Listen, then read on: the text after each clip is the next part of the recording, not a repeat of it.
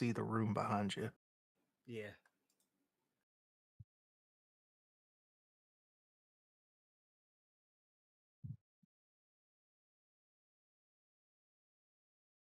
Okay.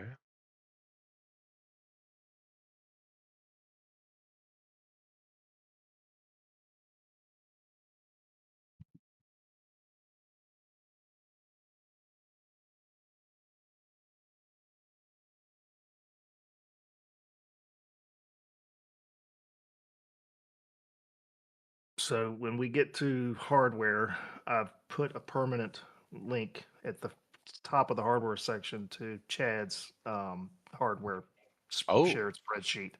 And we'll leave that up there permanently. So make sure we call that out. So it's a good resource for people to use. great idea. Great idea. Hey, Will, I got those shells. I forgot to tell you. Thank you for those. I hope you did because I shipped them like a month ago. Now recording. They were actually a little small, just a hair, Uh-huh. but it worked out because I'm using them for something else. So I've Okay, all cool. got it all sorted. And thank you very much. Yeah, no problem. Did you send them to China first and then back to him? I mean, I sent them to the postal service, so who knows?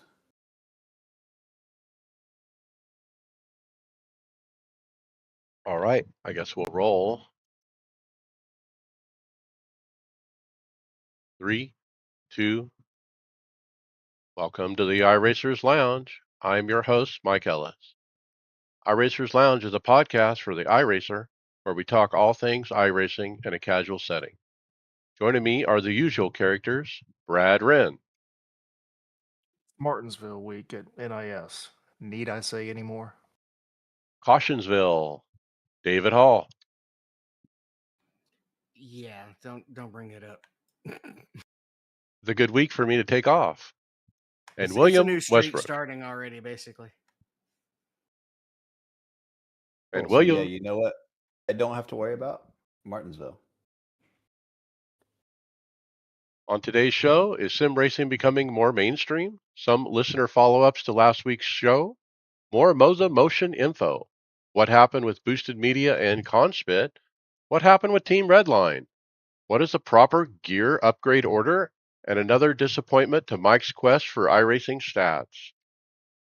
That's right. And remember that you can follow along with us on your PC or your mobile device in real time as you listen to the show and see for yourself all of the great topics and products we'll discuss by visiting iRacersLounge.com. Select the show notes. We hope to see you there. All right. A shout out to Premier Racing Setups. Andrew Navarro is the points leader, and I'm guessing this is for Road to Pro. Yep. So he's the builder for the trucks. He does all the truck setups. So yeah, just came across that. Been watching him. He's running in, I think he was third coming into California. But yeah, had a good race and is currently the points leader. As they've switched from the trucks to the B car. I think they do 6 races in this, and then they'll go to the A car. So shout out. Big time. Looking at the names in that top 10, I mean, yeah, that's saying something.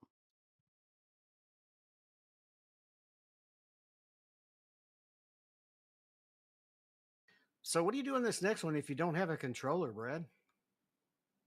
Um, yeah, I don't know because I don't have a controller. So, but shout out to listener Hunter McCall. He posts this in the Discord, and Hunter makes he's always posting different videos and screenshots and doing all kinds of fun stuff. So he's put together a quick little video. It's about 5 minutes or so, just kind of giving you an idea on how to set up a controller to use when you're in for camera. So makes it easy, to take photos because you can basically kind of fly around like a drone. I imagine you can probably do this with the keyboard as well, but it looks pretty easy if you got like a PS5, Xbox controller or something like that. But yeah, it does a nice job just kind of walking through, what to do, how to set up the binding for the controller. And it kind of gives you a little guide here on as far as adjusting the movement, the speed, and then also gives a little bit of some tips just for positioning the camera, and then actually going in and editing the camera as well. I think he's working maybe on a little bit longer term or longer format video as well, was what he said in Discord. But yeah, it's pretty neat. So I'm not sure if I'm going to go get a controller to try it, but yeah, it's pretty neat. Yeah, I love Hunter's. He posts up in our Discord some really nice high-end photos with like a blur in the background and those kind of things. Like it could be a wallpaper. So yeah, good stuff by Hunter. Well done.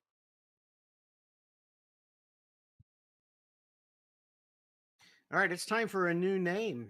Team Redline has renamed and rebranded to Verstappen Sim Racing. Got a new logo. It's a pretty cool, some kind of, it's either a bear or a feline type logo. I'm not sure. What do you think? It's a lion. I'm not a Yeah, fan of the logo, to be honest. I am. I disagree. It kind of looks like the logo with the snakes, kind of, when you look at it from afar, David, the one you came up with. Yeah, that's probably why I like it, and you don't. But we got a quote. Look, this is the biggest story of the week. You know, Max Verstappen, four-time Formula One winner, champion, obviously has gone to the Nürburgring and performed very well at the Nürburgring race this last weekend, and won the race. Lost it on a technicality that happened during qualifying, but still, uh, very impressive. And so right after his win, he decides to do this, and basically Redline, Team Redline has been around forever. Ever since I entered the sport of iRacing, they've been around. But they're going to be renamed, and here's what he says about it. I got a quote: "Sim racing is a big passion of mine outside Formula One, and Team Redline has been a big part of it. It is where I spend a lot of my time off track and part of what I am building with Verstappen Racing.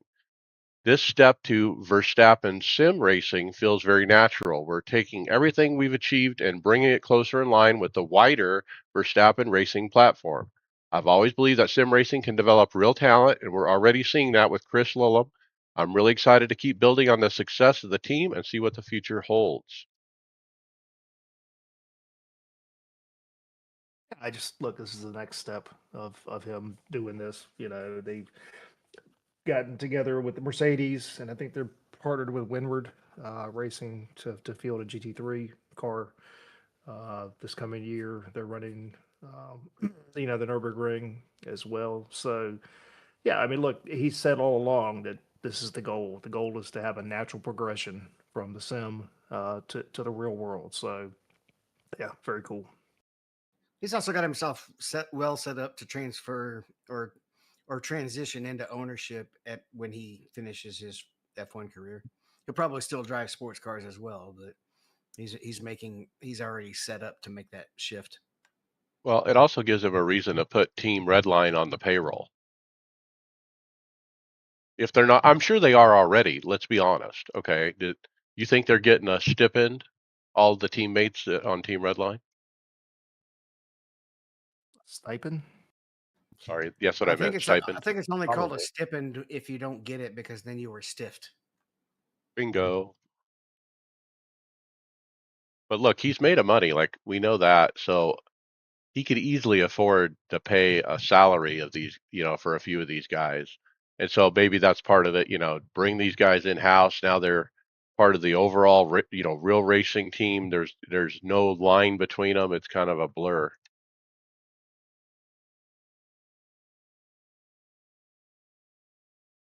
All right, you got really excited about this one. I don't know if I particularly am because for one, the item is really expensive. But iRacing is partnering with Apple Vision Pro, and this is basically augmented reality where you can see your rig while you're also racing. I'd like to test it, but I don't know if it will be as good as pure VR. Uh, Well, NVIDIA is a big partner in this as well. And with NVIDIA's work, uh, all the rendering is done on the computer level or at the graphics card level, and the display is just displaying it, and so that's how it's working. And anyway, it's exciting because the Apple Vision Pro, as you said, is augmented reality. Like imagine you can see your actual steering wheel with your actual hands on it, but it just blends into the virtual cockpit, so to speak. And that's kind of the idea. You could still see outside of the it's not like VR where you're like totally blind. So $3,500 for one of these things. I think why I was excited was this is a major moment in the different kinds of displays that iRacing offers. They offer single display, triple display, and VR. Okay, and so now we literally have a fourth version that can be done because this is a very unique kind of display. So you said so, David. What are you using? Pimax. Yes. So the Pimax is not doing the rendering. It's still being rendered through your graphics card and then sent to the display, right? That would be no different with the Apple, would it? Yeah. Yeah, I don't know what that is.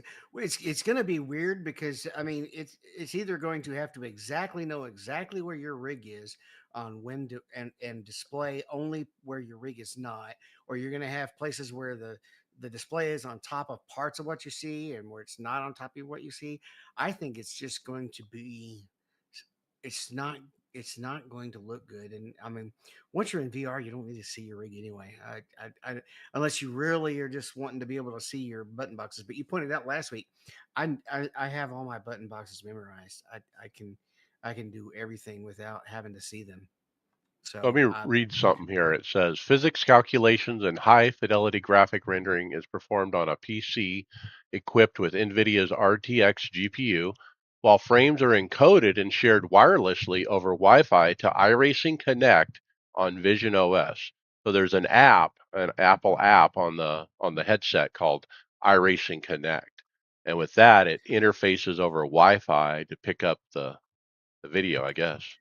that's going to add latency, and that does that mean that thing runs off a battery? And ask all the guys who run the quests how fun it is to not even be able to keep your battery charged on the quest. Uh, I think Kyle picked up a reverb, a reused reverb, a refurbed reverb, a reverbed refurb, however you want to say it. Um, but he when he was running the quest with us at the Daytona, he had to limit how many stints he could run because he had to recharge his battery. Yeah, I think it is a battery thing.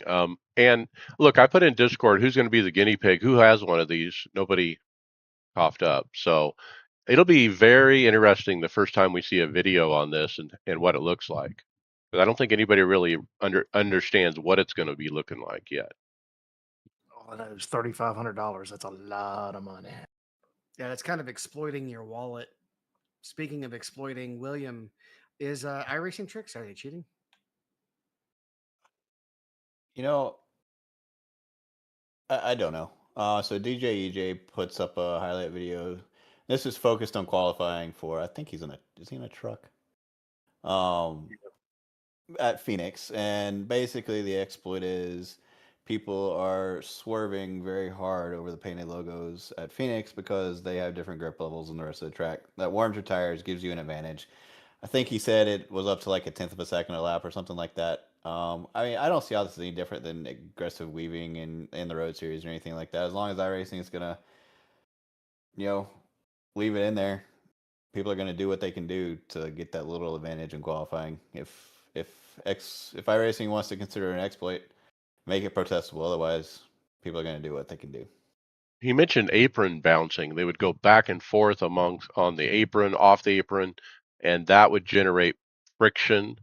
Now, look, to fix that and the whole problem with Phoenix to begin with that's different from real life is iRacing needs to make it a penalty or damage if you do that, just like it is in real life. They need to model that. Yeah, floor damage would do a lot for a lot of different cars. The bus stop at I Daytona. would I would have several meatballed cars from Daytona if iRacing modeled floor damage. I promise you that. Everybody would. I didn't think about swerving on the paint, but it's true. There's big old painted logos at the infield there in Phoenix, outside pit road. Very wide and very long. There's like three or four of them.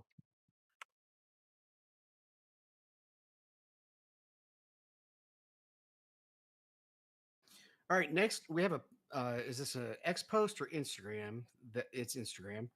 of the top 5 F1 drivers. So does this mean the top it's the iRacing edition? So does that mean it's the top 5 actual F1 drivers, but ranked how they are in iRacing? So they have to Yeah. be real life F1, but they also iRace. Well, it just shows their I rating, basically. Yeah. Yes. Lando's 5,200, Isaac Hadjar 5,400, Oscar Piastri 5,600, Gabriel Bortoleto 8,700, and Max Verstappen 9,484.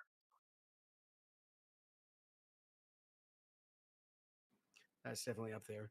I saw Kate. I had a Casey Irwin sighting the other day at a Sebring practice, actually it was Silverstone, and he's up in the 9,000s in sports car. He was top of the practice chart too, right?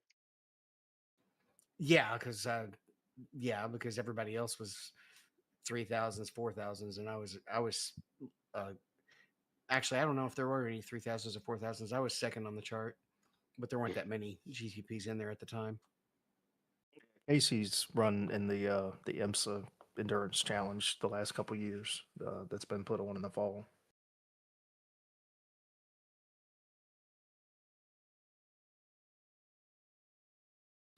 All right, this next post, Brad, definitely tells you how time flies. Yep, just got a next post here from NASCAR Man. So March 22nd, 2020 was the first NASCAR iRacing Pro Invitational event that was held during the pandemic. Denny Hamlin beat Dale Jr. on the last lap to win. So I was not on the sim during this time. This is when we were had moved and were living in the country with no internet. But I do remember watching this on TV. And yeah, it was guys didn't. If I remember correctly, it was somewhat of a mess, as most of the online racing was with that at that time. What were your thoughts about it at that time? Because you knew what iRacing was and that kind of thing. Was it what were you thinking? I think I watched probably a little bit of it and then turned it off because it made me mad because I couldn't do it anymore. I tried to when I sold everything after we moved. I basically just I had to stay away from it. I completely disconnected myself from anything sim racing wise because it just I couldn't do it anymore. So I think I remember from my perspective, because we talked about it a lot on the podcast as it was happening. And when COVID hit and we were all going through it and this was happening, it was surreal. It was odd to watch iRacing and see all the NASCAR names just like we watch on Fox TV, just a couple weeks before, and so it was surreal. I guess that was the word at the time, and you kind of knew in the background of my mind, well, this is going to make iRacing more popular. This is going to make it where there's more racers, and sure enough, it really did.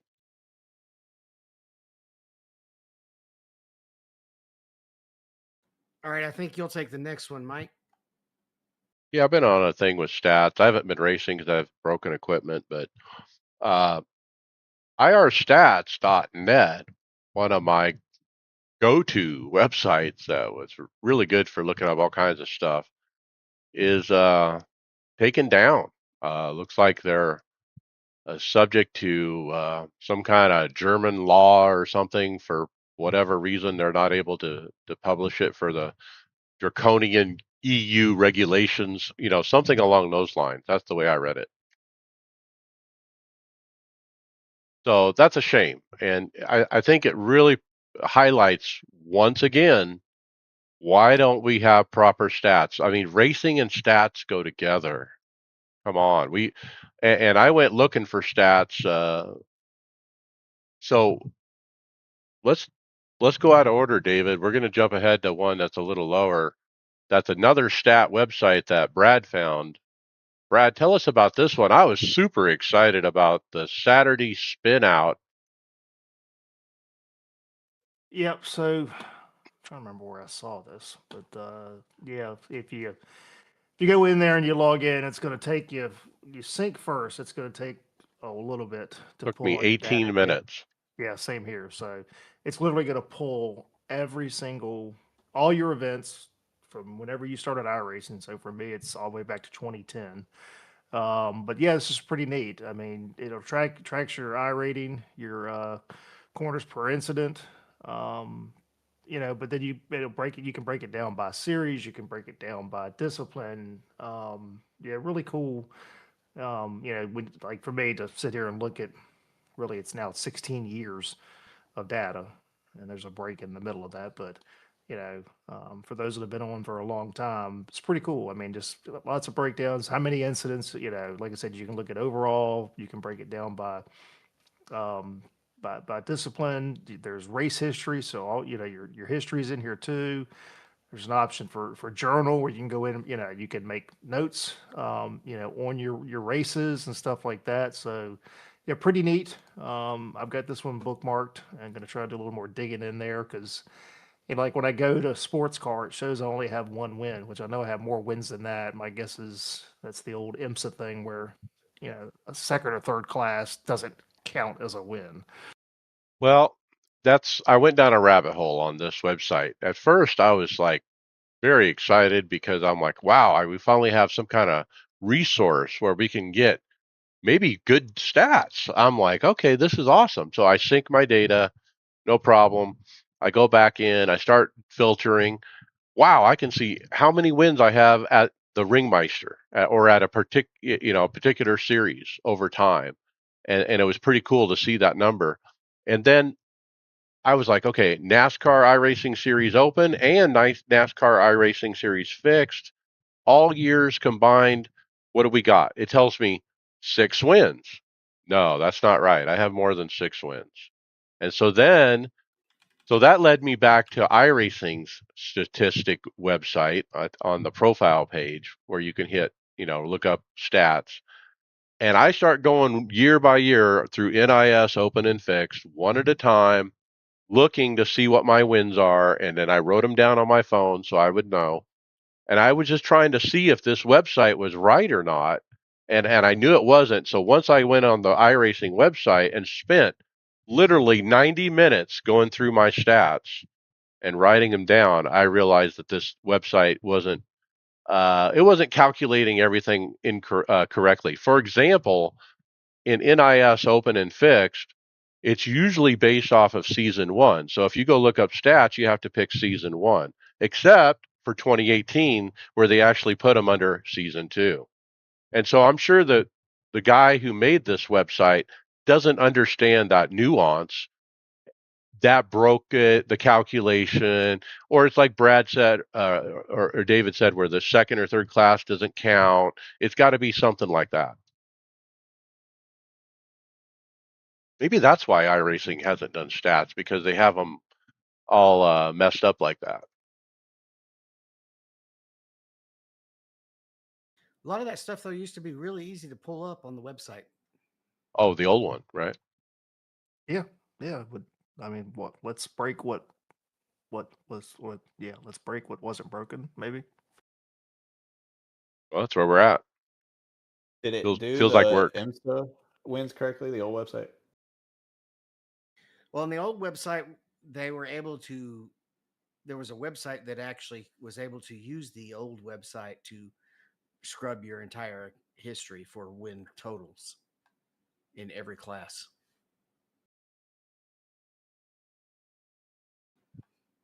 And that went away. All right, let's roll on to the next thing. William, we've got a new not a micro center. We've got a new sim center opening. Yep. Let me get all the way back up there. There's a new sim. Well, the story. It's a forum post, and the story is a news story about a sim racing center in Oregon. But the forum post is really just about how awesome it is that so many of these are opening. And I know for a while we were doing a story, I think every week about a new one coming up. And I know there's been a couple open near me as well. But yeah, just you go through the forum post, and it's just a kind of a celebration of how well the hobby is doing lately. Man, it still seems like a risky business to me. I don't know how do you get your return? Alcohol. Yeah, you got to have food or alcohol. You're right, or something different going on. And I don't know, man. Like eventually, I think you start if you can get the clientele. Eventually, they'll start paying dividends because I've seen the amounts these people charge, and it's you go to just a few days, you can almost pay for your home sim. Yeah, I mean, Mike, think back to Chicago. When we went to to South Barrington. You know, we all got something to eat. We all jumped on the rigs. We had a drink. I mean, we spent a little bit of money in there. I mean, what was it? It's probably 20 some bucks, just to $25 to run a race or whatever it was. Yeah, and then we had food and beverage, so we probably all spent at least $50 each. Yeah, I mean, if you mix them, I think it can work. If you don't, I'm concerned. You know, if you can keep people coming in, you know, constantly, you'll be okay. But what if it dries up? All right, I think I'll take the next one. It was too bad I wasn't here last week when I saw this because I brought you all's attention back up to one of the ones that we've covered before that I don't think anybody else remembered. Yeah, we're talking about setup comparison tools and how you definitely don't want to be uploading your setups to a third party site that you don't trust particularly. Um, so we have a couple of options here. This first one is setupdelta.com. And if I'm reading it correctly, this one I'm not familiar with. Is this one where you have to upload them? Well, I don't think you upload it. You go in, you can pick it, and it'll compare the two. So you go to, you don't have to be in the game. But when I started messing with this one, it didn't recognize the cup car. It would recognize a road car, but I couldn't compare setups from two different seasons. So I would get an error message. So it's somewhat new. I don't know if they're just going to have to add support for cars, but um, yeah. Was it an app or were you having to upload it to a website? I don't necessarily. I mean, it's a website. You just, I don't know if you're actually uploading it or if it's just. I don't know. I mean, it's I don't. You are uploading. If they're able to compare it, then you're uploading it, which means you're giving them your setups, which was the whole idea of not wanting to do that. So this next one, you don't have to do that. IR setup differ. It's created by listener Scott Velez, and I remember him bringing it to us, and I have it actually as a shortcut on my taskbar so that I can just pop it right up there. It's one of my frequent opens. We have the link to it, and this was pretty simple. It's a really low overhead app. It pops up, and you've got two options. You can either load a telemetry file into it, or you can load the setup in iRacing and then just click a button, and it'll pull it off of iRacing. And it's an application on your desktop. So unless he's being super covert about it, it's not sending any data. And I think it would actually warn you if you have your firewall properly set up, it would tell you if it was sending data out or not, and if you haven't given it permissions. So if you really want to protect your setups and not be uploading them to any websites in any way, this is the route to go. yeah. I've got this on the computer and I've used it. You know, I think the discussion that we had last week was being able to not have to be in the sim, not have to export stuff, but to have a program that literally could take setup A, setup B. What are the differences? This can't be that difficult. That's what this one does. It does. I Yeah, because took it literally. I just But again, you've got to be in the sim. no, you No, don't. you don't. You can load a telemetry file. You have to have run it Well, in the that's what I'm past. saying. That's what I'm Yeah. saying. So for me, you know, I've got, I give you, you know, setup A, setup B. Okay, what's the differences between the two? I mean, there's Without times where I running think them. without running, that's my whole purpose, my point there. I don't want to have to get in and go turn laps and export So and do all what he that. wants is to upload or pick with the offline tool a setup file to compare two of them, not a telemetry file. Yes, Guess what? that's what That's the what we want. Yeah. setup. That's what setup delta does. Oh, it does.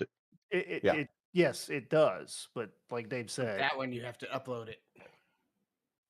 It doesn't save anywhere that I can tell. Okay. well, I don't know. Again, but the problem I ran into that one was Cup Car wasn't supported, and like I Oh yeah, said, Cup car might not be scored, but I'm comparing the two IMSA or the Sebring 12 sets that I had seen or I had thought about running. I haven't run one of these, and it still brings it up. correct. But like I said, yeah, I did the same thing, but I grabbed the set from a previous season, a season ago, and it wouldn't load it. So I don't know if it's got to have. I don't know if again, I don't know how a setup file is set up. So where is there flags in there that where it's looking for certain things. Again, it gave me an error message where it couldn't. It said, I think it said it couldn't compare the two, and I'm guessing it's because they're two different seasons. It might be when some of the major changes were made between patches. Very well. Yeah. Well, I recommend the setup differ. I sure it sucks that you have to load iRacing, but it's still better to have it all local. Maybe Scott, if he's listening, could patch it to make it load a setup file directly instead of a telemetry file. But otherwise, it works great. And I mean, most of the time, when I'm comparing sets, I'm gonna be in iRacing anyway. It's not something I'm gonna go do when I'm, eating lunch at Chili's or whatever. That one confused Brad. Um, what about this patch, Mike? Let's go ahead and move on to the next topic. Yeah, I was just looking over. We had a patch, and the release notes for this one was interesting. This was one of those no downtime required patches. And it said, last week we shipped some code that erroneously outputs extremely verbose logs into your Documents iRacing logs folder.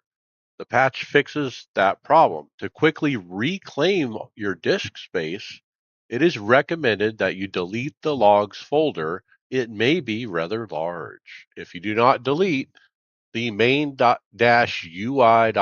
files will rotate out and take care of themselves over time. Yeah, I went in and deleted mine. It was over 400 sub megabytes. Not huge, but again, if That's you're a chunk. fighting, it is. But if you're fighting space, then it could be an issue. Yeah, and that's why I wanted to mention it. If you are close to the filling up your drive, yeah, you definitely want to do this.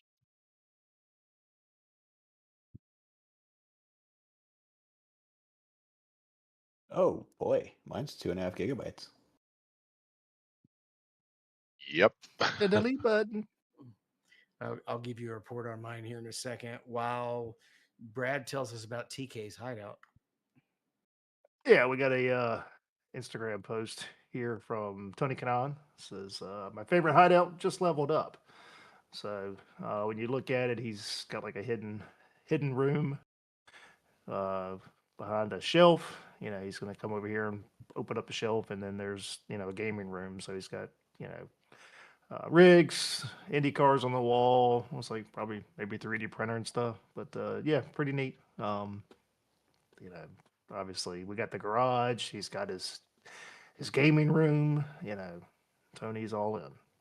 Look, this is, I think, his personal house. I think this is a room in his house where he has his office. You can see the baby Borg trophy on the door when you walk in. So I'm pretty sure this is his house. And look, he has that separate sim garage, where he invites his friends over to race and stuff. But I think this is like his, personal place. And you can see he's got a 3D printers and he's got a little refrigerator and all kinds of stuff. I didn't know Tony was a Star Trek fan. Yeah, he's got some neat stuff. I mean, I recognize some kind of, you know, uh, model of his 711 Indy car up on the wall, like a one half size model or something. It looks pretty cool.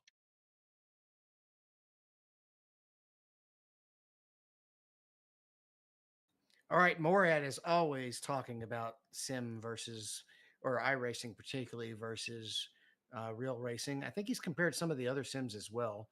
But this next video, Brad, he's asking, did iRacing nail it? And I guess this is on the Porsche Cup car. Yeah, he so this year he's racing. He's doing coaching and he's racing in the Porsche Endurance Cup. So he's going to document this on his YouTube channel as far as each of the weekends go. It's pretty neat. But he kind of does a long form video here, talking about the Porsche Cup car, the 992.2. So if you remember when this came out, he did a comparison and was raved about how good it was. Not sure at that point he had not driven the new car, so now he's done some time in it. So he's he comes back and starts giving us some differences. Um, the biggest thing we've talked about and has been the complaint is the front end bounce. Um, in the game. And then one thing he said, it's actually more of rear bounce in the real car. There's more bounce on the rear end versus the front end. And again, the tire model is still as good as iRacing gets.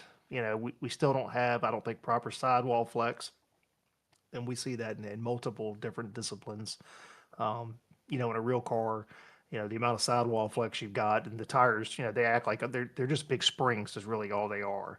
So, talk about braking and ABS. The iRacing ABS is just too good. It's too stable. So in the real car, it says if you brake too deep, it causes violent rear end chatter. The diff will lock, so making the car wobbly. And then the braking distance sim allows for much deeper braking than what's possible in real life. Grip levels and lap times. He said overall pace. The racing car is roughly about a half to a second too fast. And then some of that also compared to the real car. And then there's the floating effect.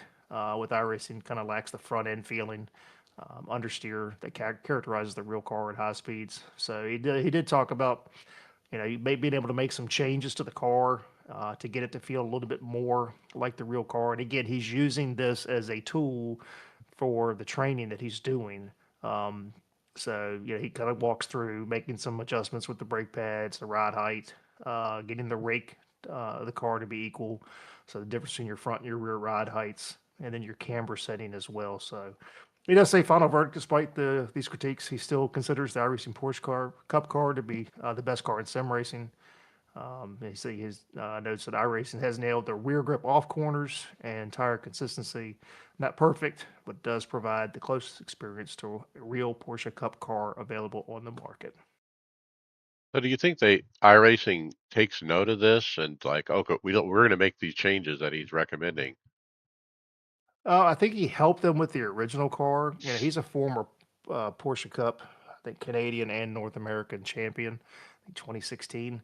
So I think he originally helped them with it some, but again, he hadn't driven the new car. So yeah, I would hope so. I mean, I would hope they would take the feedback from him and anybody that has driven real cars. I mean, I think there's always some sort of they're used they're reaching out to guys, real guys, and again getting feedback from them. So well, look, when he says it's a second off pace from the real life, that has to be fixed for sure. I mean, we got to get it close on the speeds, I think.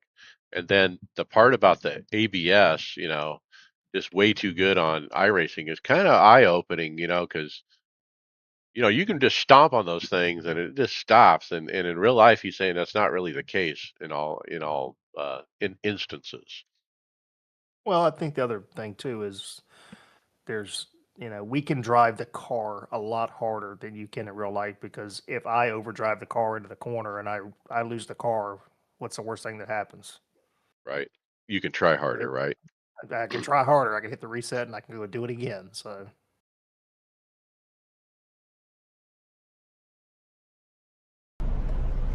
So before I talk about the next one, my iRacing documents folder with the logs file is at 220 gigs. What? 220 gigs. Gigs? maybe mine was gigs too. Maybe it wasn't megabytes. Yeah, that's a lot. So everyone needs to check that. Yeah, it's the logs folder, and yeah, um, 22, 220 gigabytes. I've got like a 4 terabyte SSD, so that's probably why I haven't noticed. But Delete. yep. Next up, we have a DOT complaint. We really need Greg or Tony to come in and talk on this one.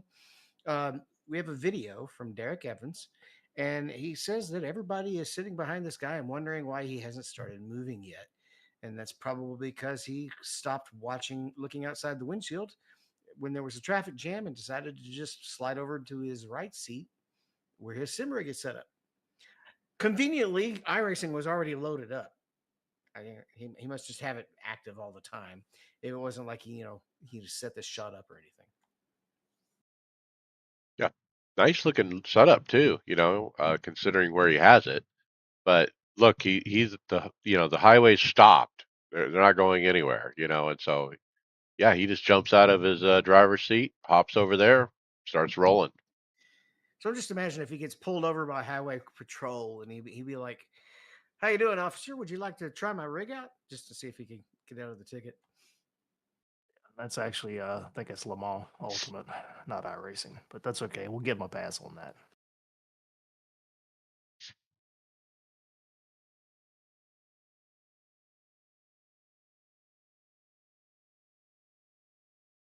This is interesting, and this kind of makes sense. Ever wonder why your car feels completely different after a little bump? It's not just damage; it's your airflow getting rigged. Front hit, understeer, rear hit, oversteer. Um, so I guess this is basically saying, yeah, if your car is damaged, the air is going to go around it differently. This was, I saw this article a few days ago, and then as I'll get into when we do results, but in the grassroots racing race Tuesday night, ended up with a little right front nose damage on the Mercedes, and from that point on, the rest of that whole stint, I had no front end grip, just nothing but understeer. So going back when we were watching the replays, because we always go back and look at all the incidents, and you can see my right front nose just get crumpled in, and yeah, I mean, just it was miserable the remaining time in the stint because no front grip at all.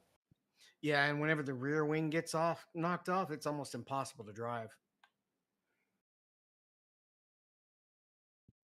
So not a long article, just a kind of a quick hit, just to give you a little bit of information there. So, but yeah, so location matters. Damage to your aerocritical areas, splitter, under tray diffusers, and all that stuff will make a large impact. So keep that in mind.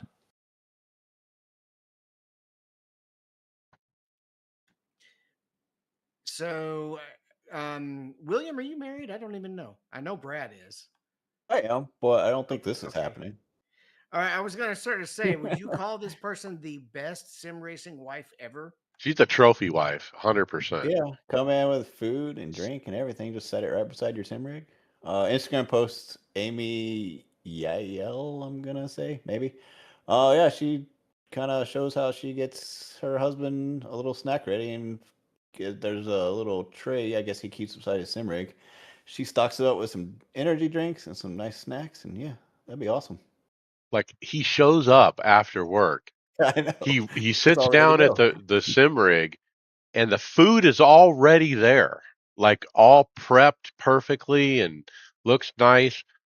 Oh my gosh, Brad, I got to ask. I mean, are you getting treatment like this, or No, but I'm gonna definitely send this to her ahead of Saturday, so see if I can get a little bit get a little bit of 12 hour Sebring prep. Yeah, we have a teammate who says his wife bitches all the time when he's on iRacing, basically, and he likes to point out that at least he's doing that instead of going out clubbing or going out well, it could be hunting or worse. Yeah, spending money on a real race car. gambling, drinking, womanizing. Yeah, he's at home at least. Yeah.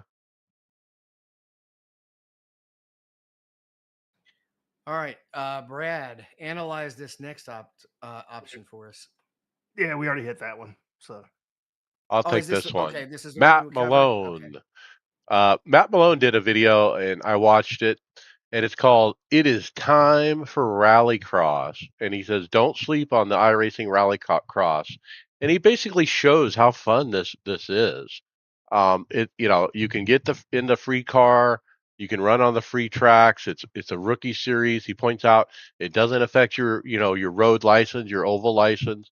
Um, Go out there and try it. And he had a blast, and he kind of showed off his race and how there's a strategy around the Joker lap. And it's just a good reminder for me that, hey, there's a lot to do on iRacing and we need to do it.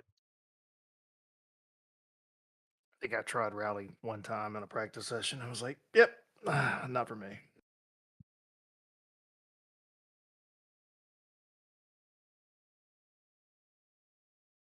All right. Next up, we have a video tour by Jeb Burton of Team Chevy's simulator, and it's Instagram, so it's hard to kind of jump through it. But I got enough. I got to see enough of it to see that their triples are bigger than yours, Mike. Yeah, they have a nice setup, and it's just a look at, what a professional level, simulator looks like if you ever want to see one. And so it looks pretty cool. I mean, he's got his MPI wheel. Like we can replicate that. Brad's got his MPI wheel.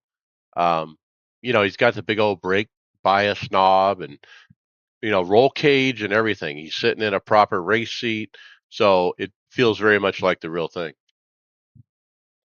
Yep, I came across this. Just thought it was neat. We don't ever really see much into that world. I imagine most of it's pretty hidden, and we've seen a few videos of some of the Sims. I think it Casey Kerwin that got to get in the Corvette one. It was one of the Road to Pro guys. I don't remember. It was Casey, and Yeah, yeah, it was a little video series about that one, wasn't there?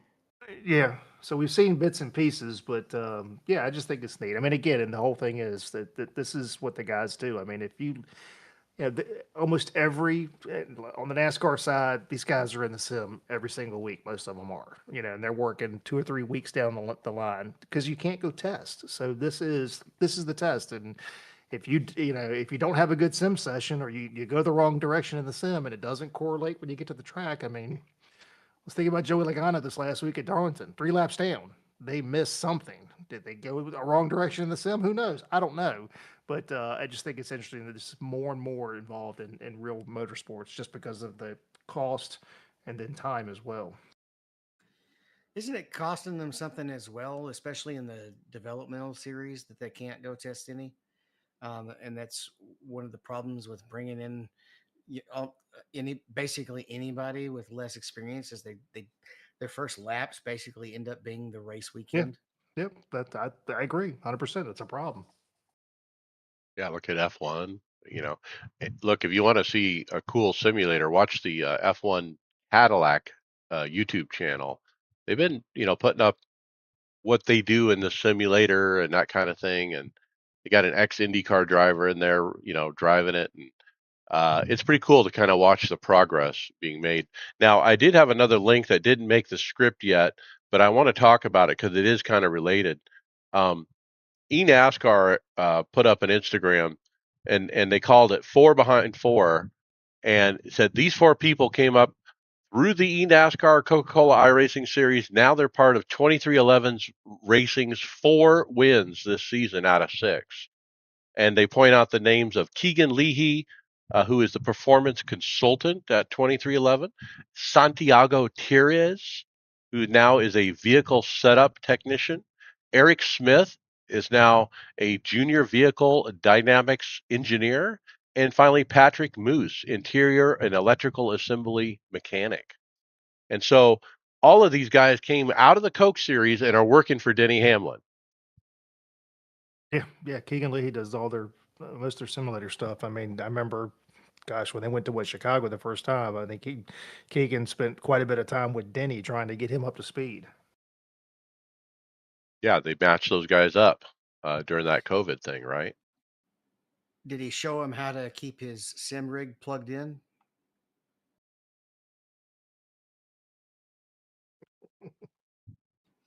Just in case you don't remember, his daughter unplugged his sim in the middle of one of the online races during the COVID lockdown. Oh, she used the remote and turned off the TV. It was a monitor. Was that it? Okay. Yep. And then she threw the remote somewhere where he couldn't get it. I guess she was mad that he was spending time on the rig. She's not bringing him drinks. All right. This next one is well, I would say that the actions were controversial. The video itself is not controversy, but it's a history of controversy by Joy Latrociano. So tell us a little bit about it. That one, William. Yeah, I've not seen this guy before, so this is a new YouTuber to me. He just goes over and he calls it the 4 biggest iRacing exploits, I think. But they're all, whether by coincidence or maybe he's just newer to the sim, I don't know. Like I said, I don't know much about him, but they all were within the last few years. And they're all things everybody should know about if you've been racing since 2022-ish, I guess. Number one was a split 22 sabotage. We're not going to go through that. I think we covered that plenty when it happened. Obviously, that was all over the iRacing forums for a week or That so was a until one iRacing. particular team wreaking havoc Yeah, on their particular yeah. split. I Yeah. don't. I guess the controversy, if you want to call it that, is it took iRacing so long to actually take action. But yeah, that was just a single team. The grass tipping exploit back in 2022. There Cool the was an tires. Yeah, there was an exploit where you Yeah. could go in the grass with the GT3s. It would cool the tires. You could gain time in the lap. iRacing Sorry, I made did. it.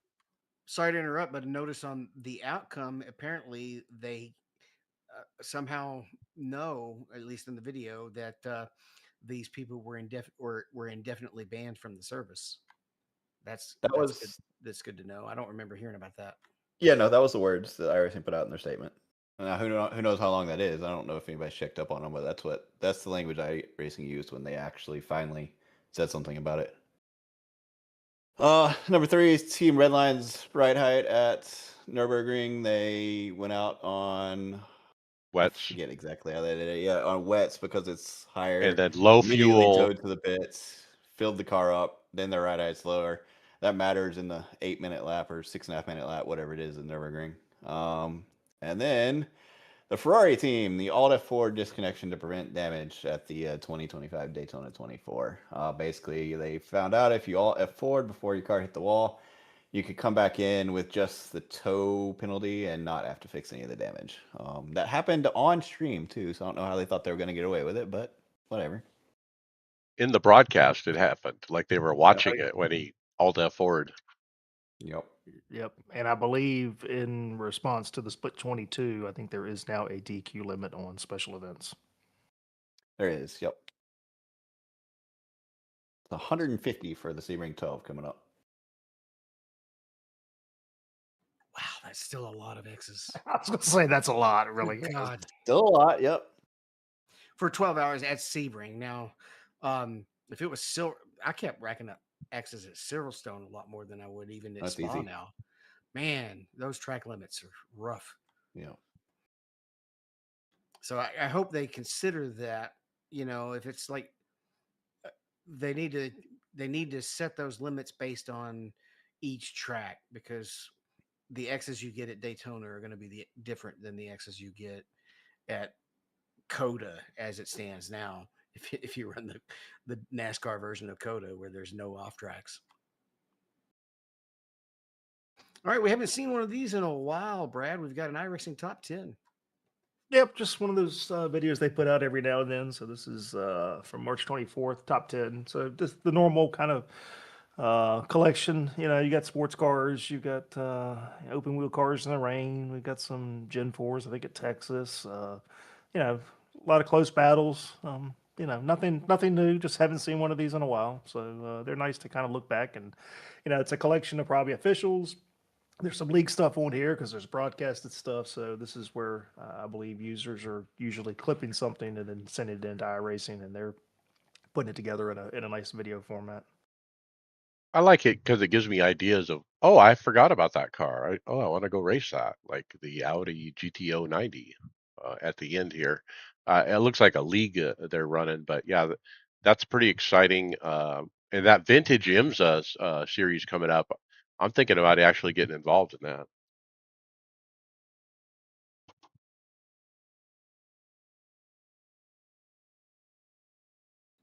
All right, it's coming up again, year two. We are going. I have our booth reserved, but not paid for yet. So, but we're getting in early enough. We're going to be able to get it. 2026 in Chicago, September 18th through the 20th. And there's going to be a promotion drive, which is going to be locked to a certain amount of time. So we won't have a discount code just yet, but as soon as we do, we'll let you know. We have 7 people for sure and 2 maybe people. So could be 9. Yep. So quite a few announcements this past week from Sim Gaming Expo. We got some more special guest announcements. Ducky Metric, So Dakota, or known as Ducky Metric, so sim racing content creator, will be there as well. Sim Pit will be back, so we'll have Sean Cole and Amir will be there. So it was great. We got to catch up with them last year and talk to them quite a bit. 4D Racewear, so they were there last year as well. So sim shoes and whatnot. We have Louisville Slugger, so Slugger 502. So another YouTube streamer will be there. So yeah, continuing to come together. He needs a bunch of those big hardware names. I'm kind of waiting for those to roll in. Yeah, I think they will. They will. If we think back to last year, I mean, it's once we got started to get a little bit closer, it started to roll in. So, and then also just as a reminder, we've got the Sim Racing Expo in Charlotte. Another announcement this week. Sin Sit will be there. That's the doing the haptic chairs, the inserts there. Track Racer will be there as well. And then I did, since I'm going to this, I went to the website and I was like, sure, there's got to be a list uh, of of exhibitors that are going to be there. So, was surprised actually on quite a few that aren't on this list. Any big ones stand out to you guys? Well, Mosa's not there, They're too busy getting your power supply out. right? GSI, SimLab, Cube Control. yep. So still got, about 2 months. So I'm sure there'll probably be some more that are announced. They do have a layout on the website where you can see how the layout of the convention is going to be, and the booths are flagged, but it doesn't tell you any info yet as far as who the exhibitors are. So I'll keep an eye on that. Like I said, I've already got tickets. Wife and I are going, but yeah, hoping to see some more hardware, especially with the amount of hardware that we saw in Chicago. I would expect it to be much more here. So we'll see. Time will tell. We do have Sebring coming up. The usual start times, four of them, with the 30-minute warm up, 8-minute qualifying, team event. So 50 incidents and the DQ limit now of 150, field size of 60. The IMSA paint tag is on. So I'm not sure exactly how that works. I'll have to double check and make sure our paint works correctly. Our paint is actually set up for mech that we run. So um couple of what was I was one more thing I wanted to say about it. Oh yeah, balance of power. On the GTP side, the Ferrari's getting hammered with a 12 kilogram weight penalty and 1.5% power and a fuel tank of 96. What do you think of the GT3 BOP, guys? Uh, I think they went a little bit far on the Mercedes because they hammered it pretty good. 1.75%, maybe 1.5 would have been all right. But otherwise, I mean, when we ran it, we ran the BOP in grassroots the other night, and they seem to be pretty good, all the cars considered. So I think it's all right. I don't see one car being way out of line like the Porsche was at Daytona. Yeah, that was the one thing I noticed. That was what I was kind of looking for because I think think about the one thing we didn't have. We probably didn't. I don't think we had anybody running the Lamborghini, did we? No Lambos. No, no. We had some Porsches, but they weren't some of the guys that's going to be pushing pace. Yeah. We were missing. We had McLaren, we had Mercedes, we had Aston, we had Ford. We didn't have any Acuras, but the Acura's in a really bad spot right now, so it's not surprising. All right, and the next one's just about the track change at the IMSA Classic 500, I right? got an update on that. Greg West, he kind of came in with a reason on it, and so I wanted to say the reason here. He said, "quote IMSA is a great partner, and we wanted to collaborate with these vehicles for the IMSA throwback festivities that are being held at Laguna Seca. With them being on board, not only helping with promotion leading up, but also cross promoting the broadcast on their channels, it's a great opportunity for the community to get significantly more exposure." Yeah, I mean, there's nothing wrong with it. Makes I sense to mean, me. yeah, makes perfect sense. And again, like we said, that you've already got an IMSA special event at Road America this year anyway, so it would be silly to run two of them there.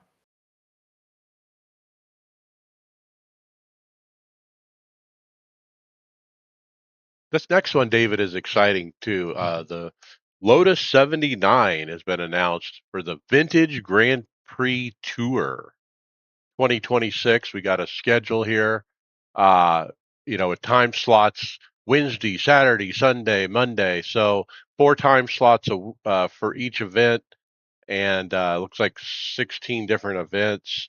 What a fun car! I got a new work schedule coming where I'm going to be working day shift, kind of morning to day shift, and I will be available every night, 7 nights a week to race. So I might Nice. try to get involved in a lot more racing. Like maybe I'll get in this too. TikTok be warned. Yep, we're gonna. I haven't been live for quite a while, to be honest. So it'll be nice to get back on. I mean, you could as long as you don't have to use a brake pedal. Oh, sorry. Throttle is broke. Hey, you could do what I do and actually use your, if you have a Formula wheel with the clutch pedals, you could just throttle and brake with those, do hand braking and gassing.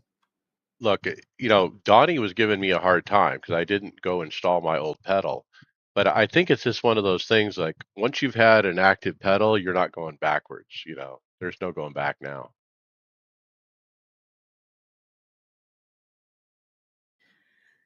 All right. What else is going on this week, Brad? We've got week 4 of the IndyCar iRacing series. Will be at Barber Motorsports Park. That's where they're at this week. And then also got the regional, the NASCAR Modified Tour, along with Super Late Model as well, is back in rotation. And the WF4, FIA F4 regional tours as well. So almost all of the regular series are in process. So find something, jump in, turn laps. Podcast housekeeping, leave us a review on your favorite podcast platform to make it easier for more listeners to find the podcast. Mention the podcast to your fellow drivers so we don't miss out. We would appreciate it. Check out the Discord. It's popping right now. One guy came in and said he got a SemiCube. One listener said he got a SemiCube 2 Pro base, and he was asking for recommendations on oval wheel. And I told him, how about that new Moza Lamborghini wheel, or maybe an MPI, or what was that other company we talked about last week or the week before? But there's a lot of good options out there. Get involved in our Discord. You can see the show notes at iRacersLounge.com. And we're in regular rotation at Performance Motorsports Network. Don't forget your merchandise at iRacersLounge.shop.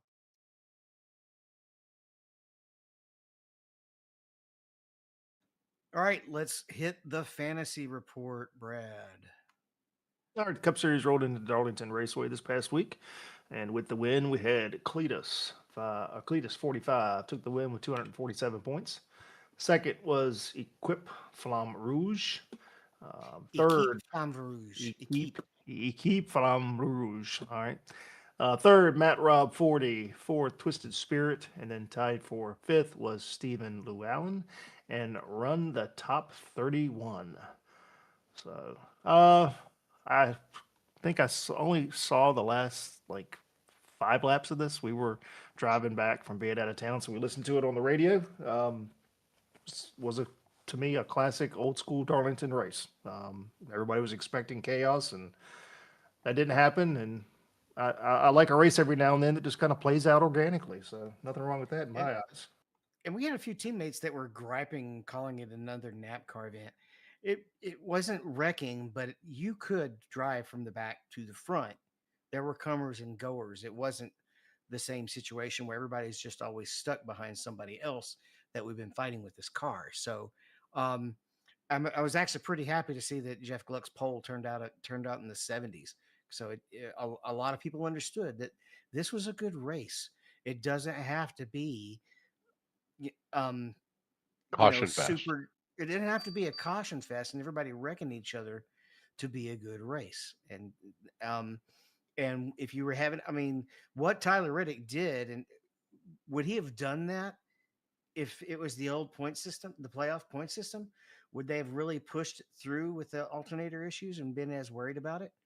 And, Um, so I As don't good think as so. as good as his car was, I think they probably would. Maybe, And maybe because he had a shot at the win. But if he was a fifth place car, I don't know. I like the way the races are playing out because of the point system. Every lap matters. How much better would it have been if there were no stages? I just Well, I just want we stages to go away. That's what I was thinking when I watched that race. Like, this is the just thing is stupid. though, before stages, we had years and years of phantom cautions. So at least you know when it's going to be now, and it doesn't end up being a situation that where when they decide to throw the debris caution ends up affecting somebody's race. Let's have stages where there's points given this and that at a certain point, but no yellow, no yellow. Let them stay The, green. again, it's TV, man. It's the TV time. Commercial revenue. and Ugh. yeah, and they did that at a road course, and it failed. It flopped. Now, granted, it was Well, also because the car was crap. so, yeah, and if you so listeners, you remember, we ran the short track package here, so extra horsepower, minimal rear diffuser. So and there's been talk all week on some of the podcasts about maybe let's move in and trying this, maybe at the intermediates. Probably pause on that. The intermediates are really good right now, so I would rather them not mess with those. Let's leave those where they are. Um, but yeah, we'll see. We'll see. Yeah. It'd be interesting.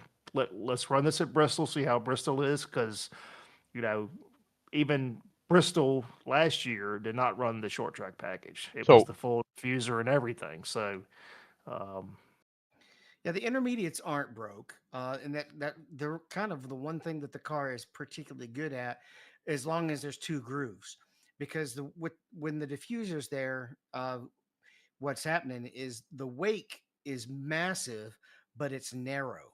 So if you run offline, you're not stuck in their wake, and you can still get some downforce.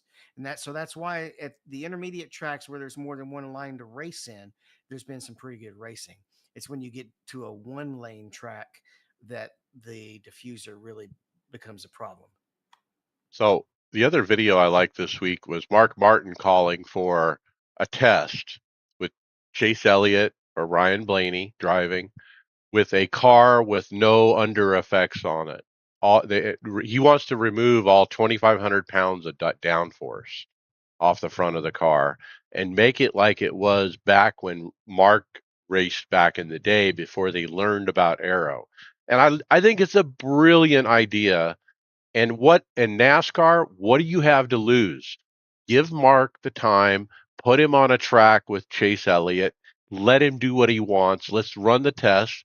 Let's have an open mind about it.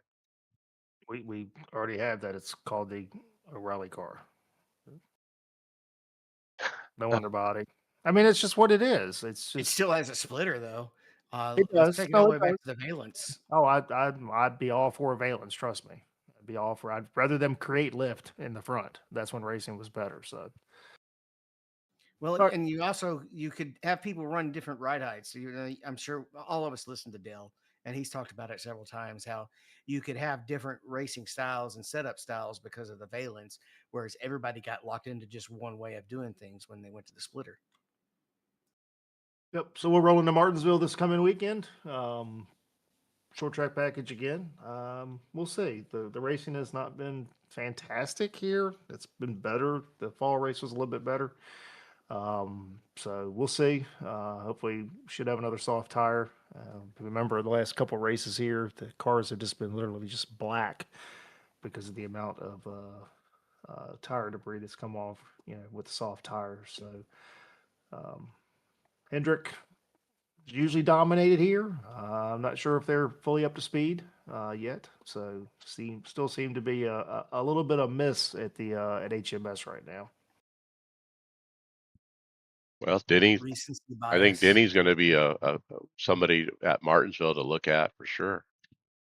Very good at Martinsville. So, all right. So as we roll overall, in first place we've got Race Addict. Second, Connor Truman. Third is Kalen. Fourth is Equipe Flame Rouge. And then fifth is Dollar Cents. So shout out to Bobby Jonas sitting in eighth. So yeah.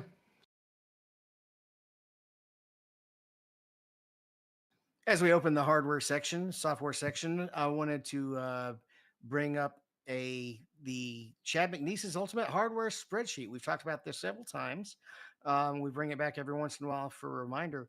And I asked just the other day, I was like, why don't we just make that a page, or maybe make a page of useful links on the website? And so we may still add that at some point, but Brad took that to an extra step and he said, let's just throw it in the show notes every week.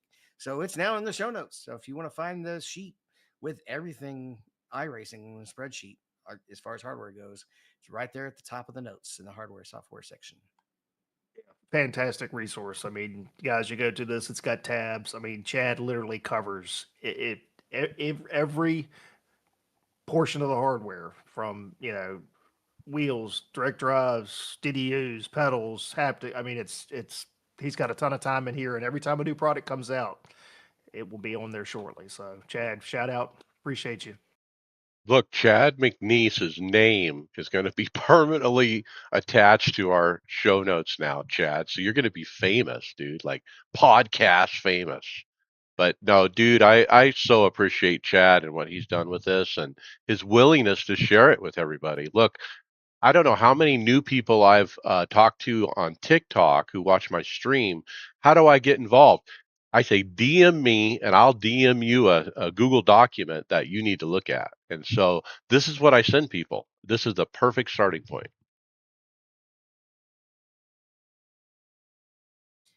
This first hardware item is interesting, Mike, because you've been having USB issues, right? Um, and I think this is a super high dollar USB hub that includes power conditioning. Yeah, and little LED lights, indicate on and off. It's a super high end USB hub. But yeah, I was kind of looking at USB hubs, and this got advertised to me, obviously. But I ran out of USBs when I got my DDU. I basically had to unplug my clutch so I could plug in my DDU because I was totally out. I didn't take Brad's advice when I bought my Sabent 10 USB hub. I needed a bigger one, and now I'm thinking I'm going to buy a second one. Two, I got a 16 and a 10, so not overloading either one of them. Everything is spread around nice and neat. And you're home running both of those back to the PC, or they're daisy chain? They're absolutely to the PC. You cannot Okay. daisy chain USBs. Do Yeah, not. don't do that, please. Bad things happen. Well, that means I have to run another wire off my rig. That's why I asked. Because right now I have one So USB, one You audio, have and power. yeah, it's okay. I mean, I have mine in two different spots because one of them is handling one stuff, the other one's handling. I've got one behind the center monitor that handles all of the stuff that's not steering wheel, but button boxes and everything. And then I have another one in a different area that handles, my ambient lighting and stuff like that. So it's just take your time and do it the right way. Do not daisy chain them. Back to the So device we're looking at, David, though. I say, It is is it worth kind of it? nice. No, no, I don't need to turn my no. What a waste of freaking money. I'm curious if you know of any power instability issues with USB. With sound equipment, it can be really important. Most of when we're running sound gear in a lot of places, we want that power to be going through some kind of filter so that it's not surging, because it can actually even cause effects in the recording if there's jitter in the power. There's a reason SemiCube has gotten away from USB. I mean, they don't think it's reliable enough for them. I got no issues with USB. As long as you do it right, you shouldn't really have any issues. All right, Brad, do you like this better than their will that they came up with the other I do. day? So I do. So they can get out of their lane a little? Yeah, this is okay. This is all right. So this is the Husenfeld display dash. Supposed to be available here in another week or so. It's about $200 shipped. So we've talked about this before. It's got the 4.3, we'll say probably a V-Core screen, which I'm sure is probably going to be touch enabled. And then we've got, LED screens where you can set up different stuff on all the knobs and the dials and stuff like that. So yeah, this is cool. And if it's $200 shipped, it's really, really cheap. So very cool thing. I don't know. We'll see. I like my ignition box and I like my other stuff, but never know. Yeah, the price point alone makes it fantastic because not many other button boxes are like, especially with screens, are going to be able to touch that if it really is $200 shipped. It's fantastic. I like it. I think it'll be really useful. I will not be using it because I use my Stream Deck and I couldn't see myself going away from that. But this is definitely a good piece of hardware. Your mic stopped transmitting. Uh oh. Hello? I Where can did I hear No, you. leave off? I heard it. Okay. Yeah. I think when I first saw this, I thought it would be higher priced. Uh, and so I kind of discounted it based on that. But when you say it's $200 shipped, I'm like, wow. Look, if you're looking for a button box, you almost got to wait for this and see what you think, or at least let's look at the reviews when the reviews come out. But I love that you have the small LED screens above the buttons or the knobs, and you can have those programmed to say whatever. It's going to be neat to see what kind of functionality do they have built into those. How easy is it to change? Is it as easy as a Stream Deck with the Stream Deck software? They're going to have some kind of interface to manage it, and Okay. so what will that be like? So I don't know where the Instagram account got their info, but right there in the video, it says price approximately 300 euros. Right there on the video, I Yeah, see. on the red little circle there. So still good, but not nearly as wonderful as I was thinking. All right. The next one is a quick hit. If you need spacing between your wheel and your base, this is an option. It's the Bavarian Simtech spacer. They've got a 50 millimeter option, 100 millimeter, and 200 millimeter.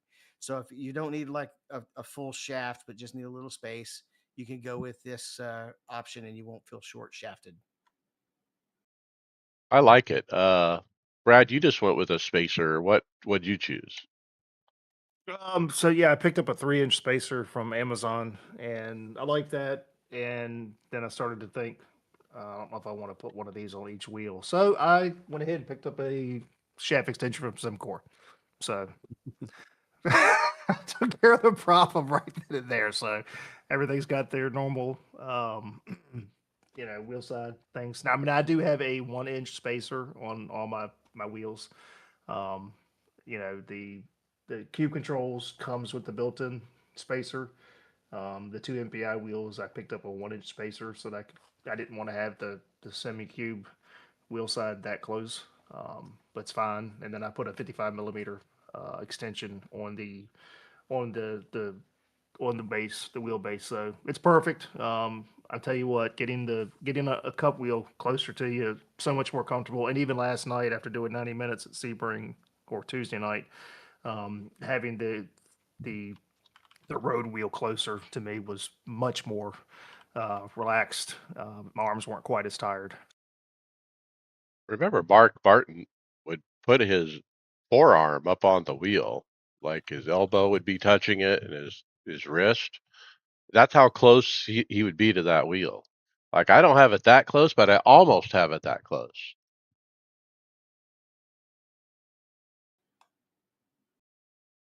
Yeah, Simcore is definitely known for spacers and extension shafts, but this Bavarian Simtech spacer is very nice as well. William, since you mentioned Stream Decks, tell us about the next item. Yep, SimSport Gadget has put out, and this is just one of them, but this is for the Stream Deck plus a 15 button Stream Deck, the original, I think. But they put out several of these with combinations of the different ones. They made one for the new Stream Deck Plus XL, the 36 button one with the knobs. They make it with screens. I have been toying, going back and forth, going with one of these. I think I finally decided to get one. It's got a 6.8-inch V-Core screen on top, and then space for my Stream Deck XL under it. I think that's the one I'm going to go with.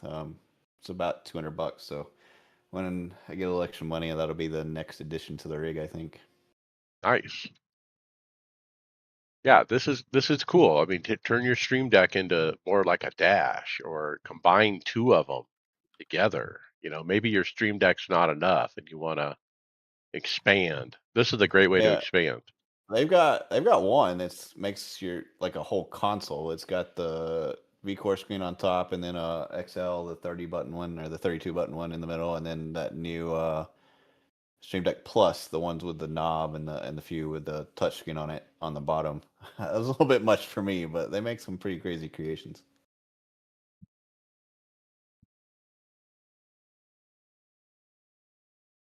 All right, you mentioned it in the preview, Mike. What happened with Conspit?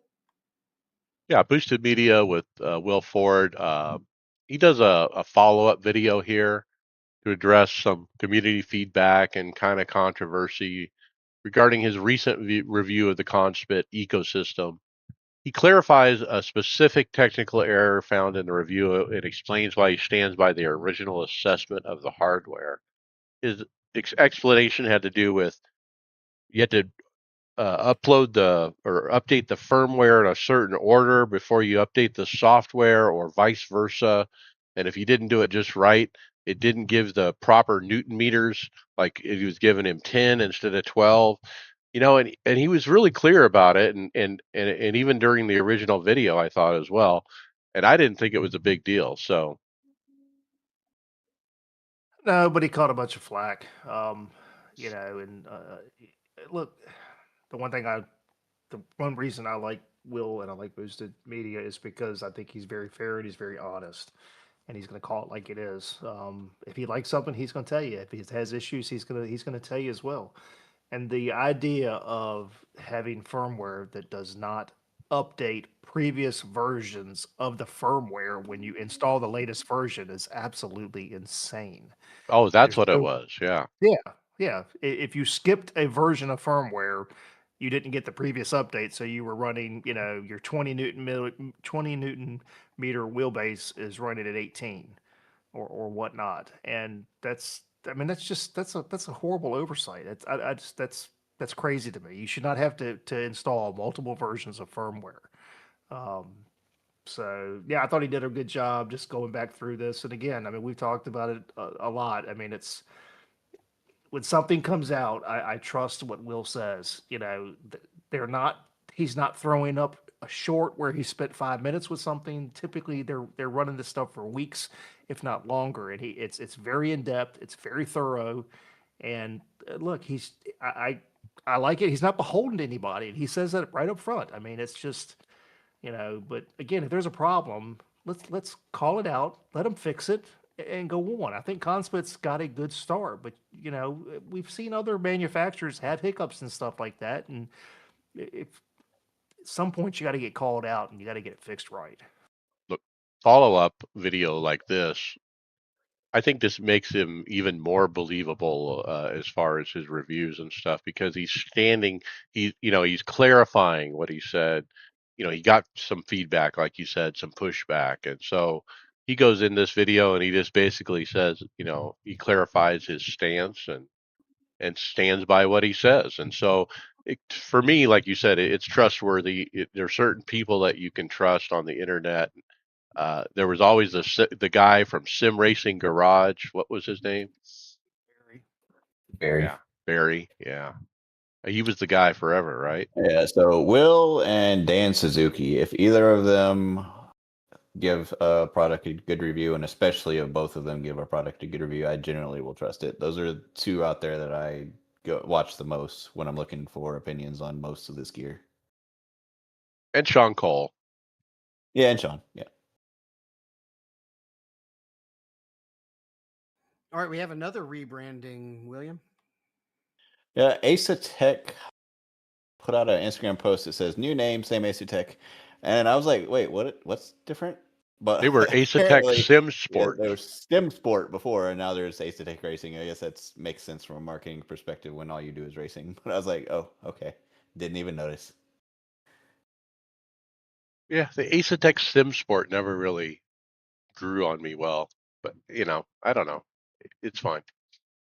Well, listeners, remember they were purchased by a Chinese company, so that's Oh, that's why. right. Yep, they were Yeah. purchased. How many people do we know that have Ace Attack? I mean, not a lot. Personally, nobody. No. Even out of my listeners and stuff, I don't in casual conversations, I don't know anybody that has it.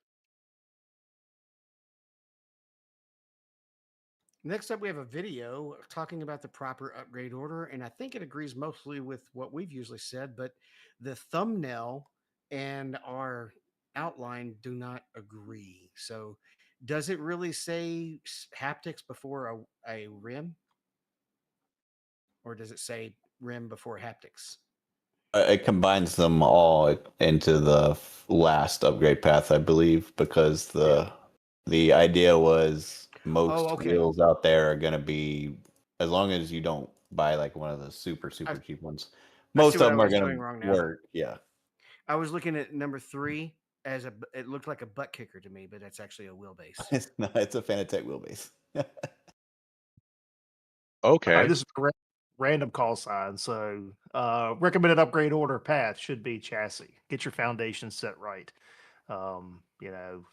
High end chassis. You want something that's going to be nice and firm, nice and solid. If you're going to plan to put high end stuff on this, pedals, wheelbases, and whatnot, you need to get a good foundation. Let me say something real stupid, Brad. Remember what we're trying to do. We're bolting a motor onto a chassis, and that motor has torque, and you're holding a wheel against that torque. You got to make sure that that motor's not moving. That's what the chassis is all about. So I can't get a lightweight chassis and get motion right off the bat. You could. But the rig is super important. Look, we have a teammate, John, looking to buy a rig, and he's kind of holding out for the what was the SimLab Ultimate, and he can't find one. And so we were giving him a bunch of different options, but I don't know what he's going to do. So second, pedals. Pedals are where you can find the most pacing and consistency in your driving. And we talked about this, ad nauseum. Again, that's where you need to spend your money to start. If you got to stay with a smaller, a lighter wheelbase, that's fine. Spend your money on your pedals when you start to go the upgrade path. And then your wheelbase, um, you know, wheelbases get the most marketing attention. Again, when we talked before, but they're it's hard to find a bad wheelbase now. If you're going to find something in that 12 to 18 newton meters, it's all going to be good stuff. And then, like David said, then your accessories are haptics. The personality, your wheel rim. What do you want to use? The formula, an oval. What do you want? Then you get into button boxes, whether it's a Stream Deck or an actual button box, and then haptics and all that stuff. So again, follow the right path, and again, we buy once, cry once. Don't make the mistake a lot of us make, and you buy things multiple times. Again, starting with the chassis, just spend the money and get a nice chassis. Don't If you go the cheap route, you're gonna regret it at some point. About the only change I might make on buy once, cry once is I would recommend not buying a wheelbase until you can also afford the wheels that you want, or at least the one main wheel that you really want.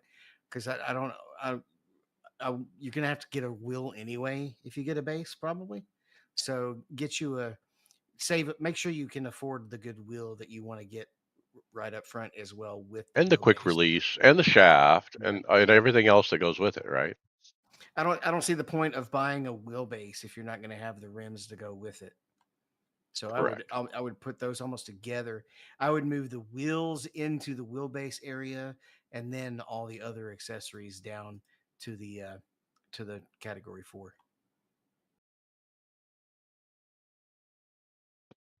All right, I think this one is brought up because Brad, I saw somebody asking about where do you find Dell Junior replicas. Am I right? Well, the replicas that got released right there before Christmas. We had the 15-inch Dale Jr. Bass Pro Shop replica wheel, and then the Sundrop one as well. These were released as a pre-order right before Christmas, and then they shipped, and then they were not available again. But they're now back in stock. At least they were probably a week or so ago. So yeah, we did have a listener that was looking for one. He went ahead and got snagged one. He got his Bass Pro one. So I've got the Sundrop one. It's been fantastic. So again, looks like they're back in stock. If any listeners are thinking about getting one, um, so yeah, they're nice. Will, you got to take this one. Do I? All right. So Solpec has released a little brother to the wheel that I want, the Spectra. This is the Terra LX. It's about 850 euros, I believe. It is a 297 millimeter, 1350 gram formula wheel with no screen. We've got videos here from both Dan Suzuki and Lawrence DeSouza. I mess his name up every time. The Saswa. DeSouza. There we go. Both have fantastic things to say about it. Very good build quality, the buttons and the shifters. I think Dan Suzuki called it the best shifters he'd ever used. I think those were his words. Yep. Maybe not exact, but pretty close. And then Lawrence compared it to the other wheel that I considered a long time ago, the Grid MPX, which if they hadn't ran out of stock and then jacked the price up by $200 with their next restock, I would have that wheel right now. But yeah, no, I kind of want to try it. I want to see it at hopefully it'll be at one of the expos we go to. I don't know that I will get it, especially at that price point, because it's a good price, but it's still kind of far up there, and I can't see myself swapping from my GSI X29, who I haven't tried too many other wheels, but I don't see how the shifters on other wheels are much better than these, because that's one of the reasons I haven't swapped wheels, is because I don't want to go to a different wheel and have the be disappointed with the shifters, because these are fantastic. But yeah, spend that kind of money. I don't think I'll be going to a different wheel until I get something with a screen, but I really am interested in it because, like I said, Dan and Lawrence both had just nothing but good things to say about it. I think the complaints they had it were very minor. Like I think Dan's came with the stickers already applied, but Lawrence's had a sheet with it, so I'm not sure what happened there. Are you looking specifically to go no screen?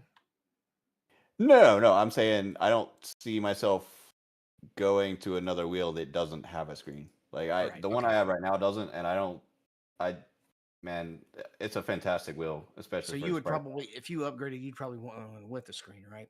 Yeah, I want the Spectra, which is the big brother to the Terra. Yeah. But yeah, So I me mean the being in price point, VR, obviously I don't look for a screen, and yeah.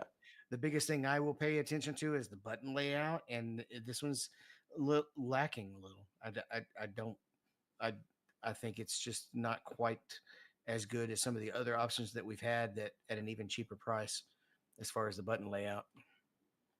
I don't know. This one is very high end for me. The one with the screen is a very high end, and this is kind of like the one without the screen version of that Soul Pack.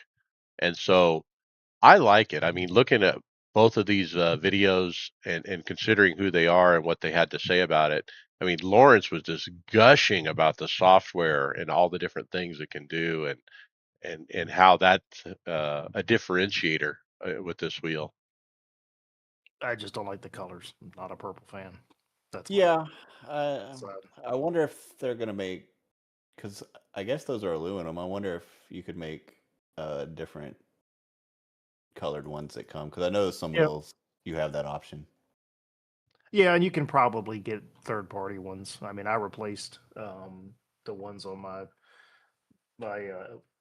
my cube controls because they were plastic, and I ended up buying aluminum ones and put them on there because it just felt better and a little bit easier tactile wise. But yeah, I'm just not a huge fan of the purple and that teal. Just Yeah, yeah, I will give you that. I don't like the color layout necessarily.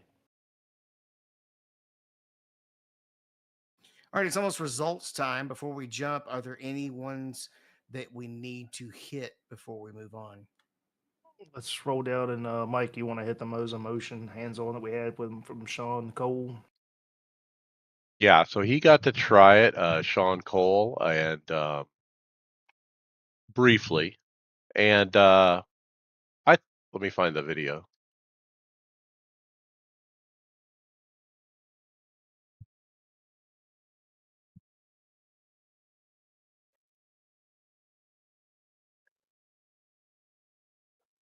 So he went to the GDC out in California, and was able to test this the 150 motion platform.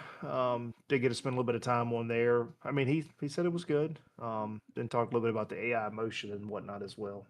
I remember this video now, and I think the one piece of information that came out in this video that we didn't have was it won't be available until late this year, and that was something that was said. And I don't think we had heard about when this year it would be released, and so now I've heard it's late this year. Everything else was pretty much what we knew already. So yeah.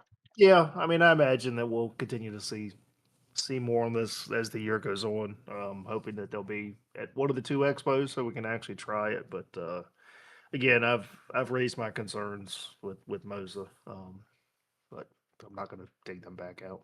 Let's do one more, David. The Moza Racing Lamborghini wheel is officially available March 26th today.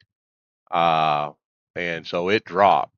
And so this thing looks like this is a 13.6-inch wheel. It's got big old, paddles on it for shifting. And it's got some buttons on each side of it, and it's got the nice Lamborghini logo in the middle with a Moza below it. Uh, Look, if you're just buying a single wheel to run everything, this might be a good option.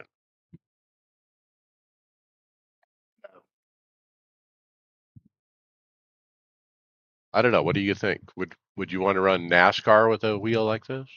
No, I mean, no. I'm running a Porsche rim for my oval wheel, which is 13 inches instead of 15, but small guy, so it fits me, and it has a large button layout, um, which is what when I bought it, I was originally expecting to only have it, so I wouldn't go with this one because it's Moza. It's just I think there's better options and probably much less expensive as well.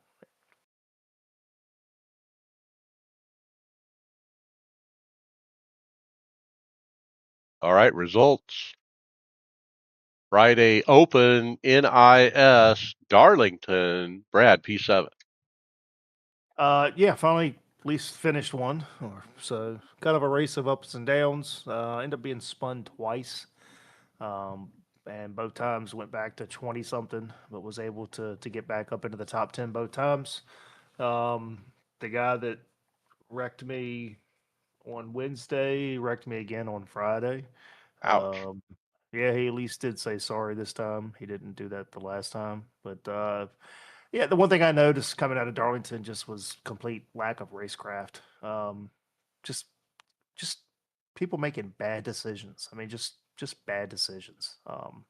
So It's not the package with the more horsepower. no, it's just people making poor decisions. I mean, we saw it at Martinsville last night, but there's two grooves at Darlington. I mean, it's really, I mean, and really one and two's it's one lane. I mean, it's really one lane. You can run two wide if you have to, but we definitely don't need to run three wide, and that was tried like every restart.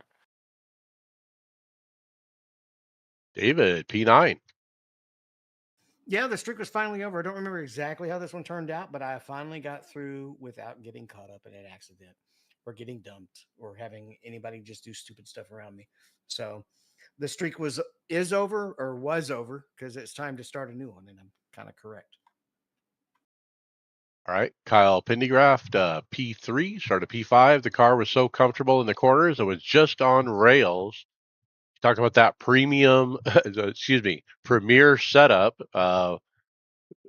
guys, we have it so good with these guys. But anyway, we got up to P2 and pulling in the leader. Lap 102 caution comes out after a 50-ish lap run, and a car was stopped on the track. And I couldn't avoid him, and I T-boned him for 90 seconds of damage. Got the damage fixed, and the car came to life again, and worked my way back from P11 to bring it home. Podium P3. Joe Owen got a P26. Sunday Open, David, another P9. Yeah, I had a really good long run car, and we actually had some long runs. And I was competing for, like, I was running down third place as we were on this deep long run. We were coming up on green flag stops, didn't happen. Then we had towards the end of the race with about, I guess, 10, 20 to go.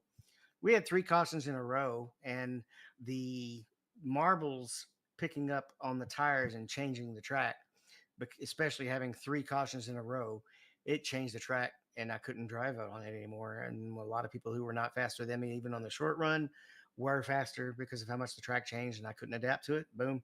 So I fell to ninth just from being slow on the short run. So didn't get wrecked, but it was still bad luck taking away another top five. Kyle Pettygraph, P5, started P5 and kept it up near the front the whole race. Had several 20 to 30 lap runs, but got caught up in two green-white checker wrecks and had to settle for the P5 after running in the top three most of the race. Wednesday Open, Martinsville, Kyle Pendergraph, P18. He says, welcome to the iPacing 200. Title idea. iPacing 200. Started P19 and worked my way up to P2 after a half dozen cautions. Racing the leader on a mini run off of four and self-spun.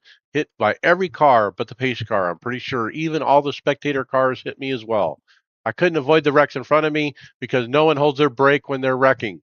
I got a drive through close to the end and got spun with 30 to go and got high centered on the turn 4 curb. Decided to avoid any more X's and just fix my 5 minutes damage and came back out with 4 to go. David, P26. Yeah, it was just a mid pack car here, running usually between 10 and 15th. And twice I lost a lot of track position because this weird thing happened that I've never seen happen before. When racing hard in lane two, trying to keep up or get cleared of somebody in the early run that I usually could be faster than. A couple times when I got hard on the brakes in lane two, the car just like bounced and shot to the right. No, not from anybody hitting me. Just it's I've never seen it happen before, and it just shot to the right. The first time I recovered from it and just lost a lot of spots. The second time, I ended up in the wall and really started doing a very slow version of Chastain, except going backwards instead of forward, because I just stayed in the wall until almost everybody got past me. But it was weird. I got on this morning or this afternoon and tried to replicate it, and it didn't. I couldn't make it happen again. So I don't know what was going on. Okay, and then Brad, P23. Disaster of a race. So this was all self-inflicted. So started on the pole, a little eager, and went just a second too soon. Ended up getting black flagged at the start. So as I'm coming around, I'm going to dive in, and I'm trying to clear all my stuff for my penalty, and ended up speeding, getting in the pits. So that left me 2 laps down. As right as I get done with the penalty, the yellow comes out, and I pull out, and I'm right beside the pace car. Um, Race control never tells me to pass it, stay behind it, do anything. I'm quite confused, so I go ahead and I'm like, well, we were kind of even, so I'm guessing I'm ahead of it.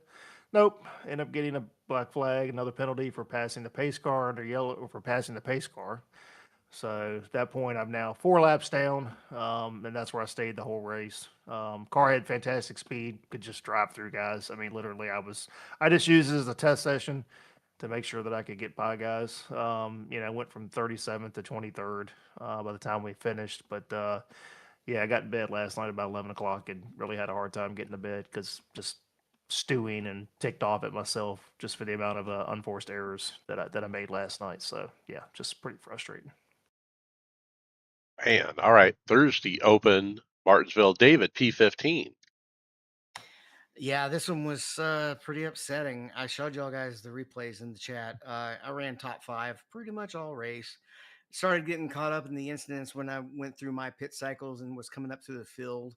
And so for the last 50 laps, I'm running 16X. But once I got into the top 5, I felt relatively safe because most of the wrecks were happening in the back.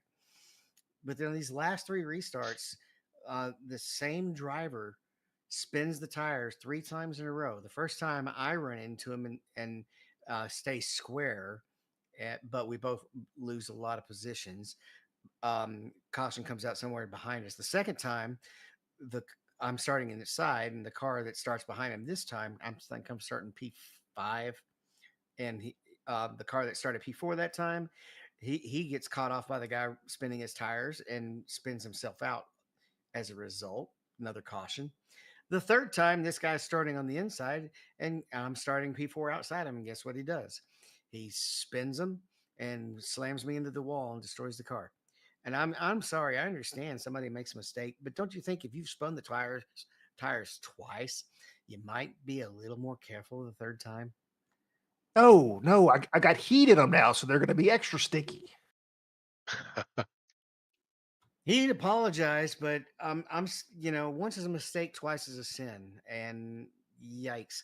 So my complaint to him, I didn't tell him I was going to recommend anything. I just ordered him to practice restarts for an hour, and he probably won't do it. But that was it. The old teacher coming out at me.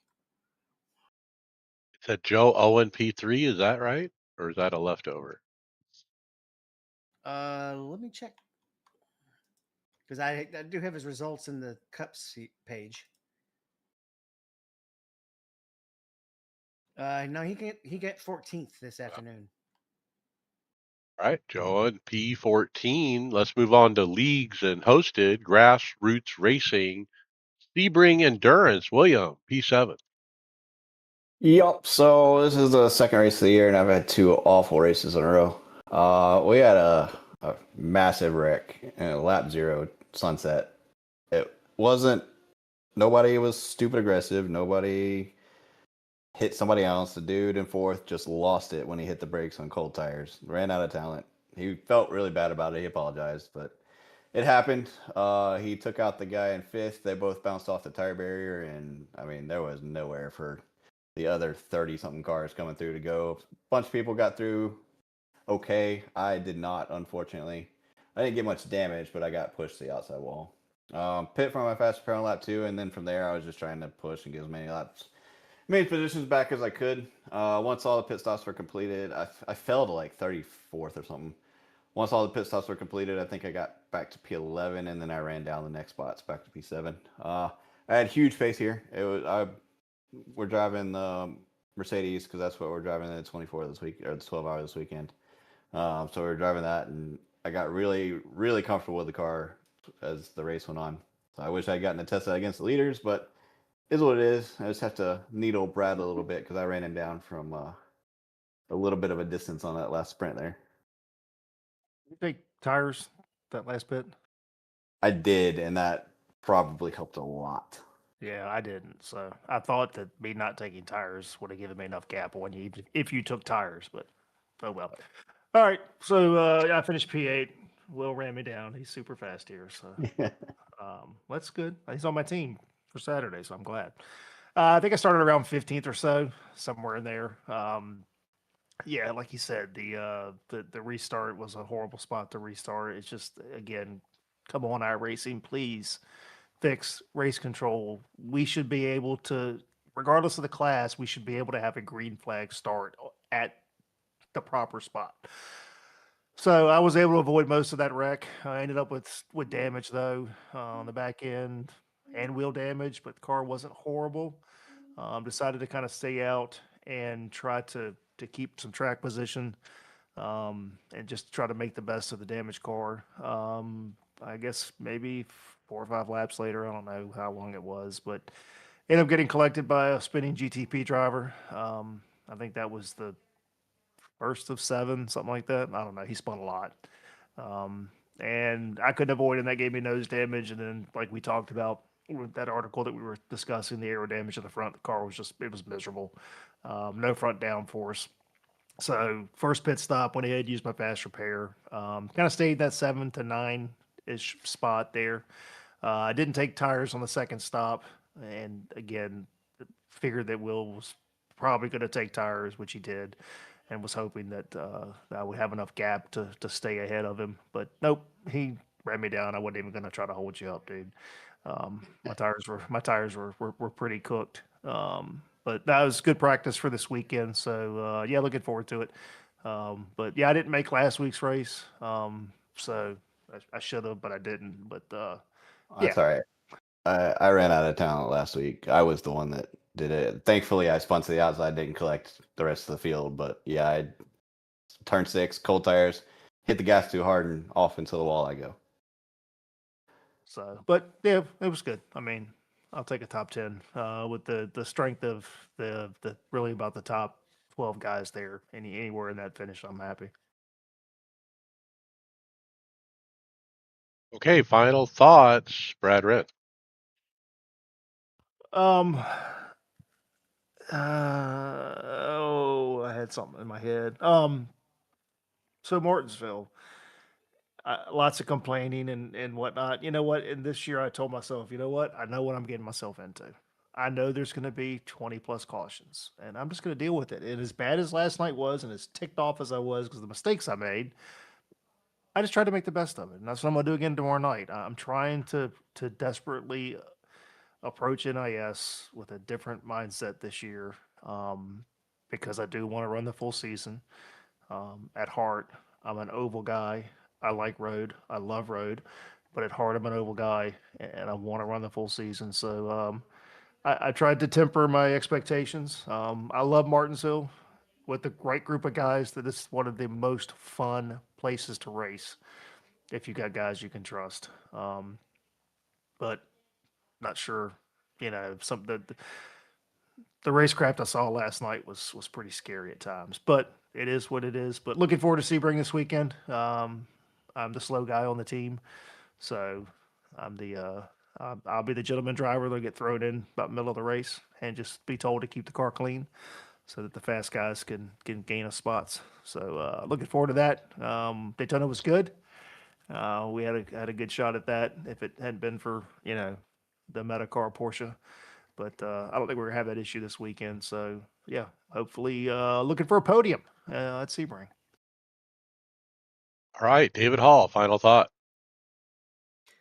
Yeah, I would definitely. The race control is getting ridiculous. We pretty much now have to intentionally. If I'm a wave by car from now on, this happened last week at Darlington. If I'm a wave car, I'm just going to go ahead and delay the green. I'm not even going to play the games because every time we take a wave by, there's people coming out of the pits that that stop or cause us to have to wait up for them. And what they really have got to do, there was actually a pretty good simple suggestion that, believe it or not, came from somebody who's on my red list. But I said, hey, I'm gonna bring this up. I'm just not gonna say his name.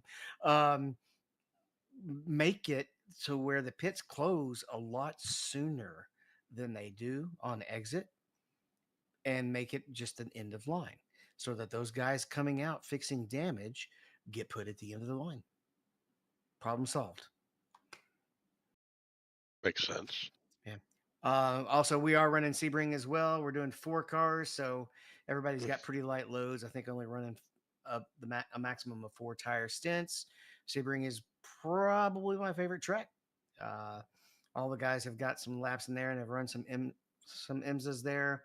I usually snag a win. I got as close to second so far in the IMSA races, but I'd like to see us get through and have a clean race and not have somebody who's just lights out faster than us. We'll see how it goes. Hopefully, we get a good result. Also, we have a majors dirt race this weekend that they have not been pinging Discord, so it kind of snuck up on us until Donnie said something, and I went ahead and practiced for that. So I'll just do that just to kind of keep my participation maxed out. Okay, William, final thought. Yeah, so I'm with David. Sebring's one of my favorite tracks. Sebring, probably Road America, tied, I guess. Um, but I love that poster for the 12 hour. So Brad, let's go. Let's go get a podium because I want to put that thing on the wall. There you go. All right. I actually know a company or a lady here in the Phoenix area that can print something like that on wood, and that's how I got my big 3 foot by 2 foot NASCAR Gen 7 printed on wood. It looks really good, and so that would be a good option for that. It might cost you some money, but it would be better than just putting up a framed picture. Well, I'll reserve that if we win it. How about that? All right, there you go. My final thought is, well, it's been nice to take a little break from racing. And what has it made me realize? I don't have any other hobbies. I don't have anything else to do with myself besides look at my phone, really. And so that's what I've learned. But it's been a nice little break to kind of re-energize and look forward to getting back involved in racing again. Now, on top of that, we're going to take the first week of May off of the podcast. Brad's traveling, I'm traveling. We're both traveling on the same week for different purposes, and so we're just going to skip that week. That's also the week that I switch my work schedule, and I performed so well last year that I won a trip to Vegas the first week of May on behalf of my workplace. And I got a nice schedule starting that week where I'm going to be working 7:30 to 4:30 local, with Monday and Sunday off. And with that time frame, getting off at those times, I will be able to race 7 days a week. And so in the evenings after work, after dinner. And so it's going to be perfect for iRacing. And so I've already thought about, I'm going to get a calendar together, and I'm going to start putting events in calendars for these different series I always talk about running and I always forget about. And I'm going to try to, be like Donnie Spiker and keep a schedule and race certain things on certain days, and really kind of step it up. So my Moza, they said they're going to ship something. They haven't told me what they're shipping. I assume it's a power supply, but it might be an empty box so I can ship back the old one. I don't know because they have no communication at all. I got a tracking number from China uh, 6 days ago, and it hasn't moved for 6 days. And then today it says it's still in mainland China. So who knows when I'll get it. And with that, we'll see you on the track someday.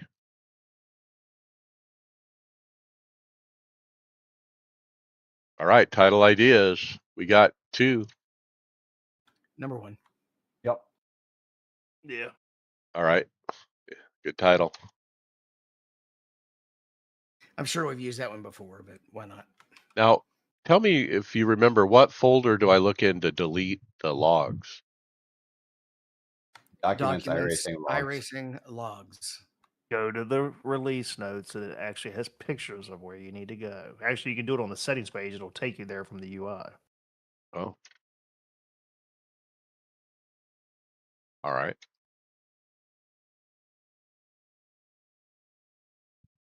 Oh,